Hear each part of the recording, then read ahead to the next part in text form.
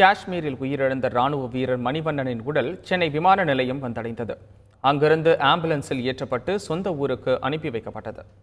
திருவண்ணாமலை மாவட்டம் ஆரணியை அடுத்த தேப்பனந்தல் கிராமத்தை சேர்ந்த மணிவண்ணன் கடந்த 4 ஆண்டுகளாக ராணுவத்தில் பணியாற்றி வந்தார்.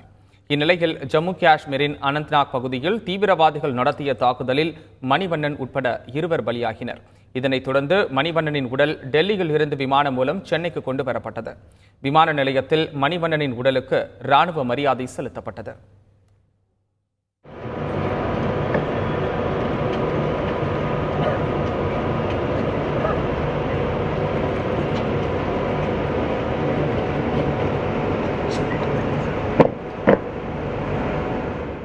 பின்னர் மணிவண்ணனின் உடல் ஆம்புலன்ஸ் வாகனத்தில் ஏற்றப்பட்டு அவரது சொந்த ஊரான திருவண்ணாமலை மாவட்டத்தில் உள்ள தேப்பனந்தல் கிராமத்திற்கு புறப்பட்டது.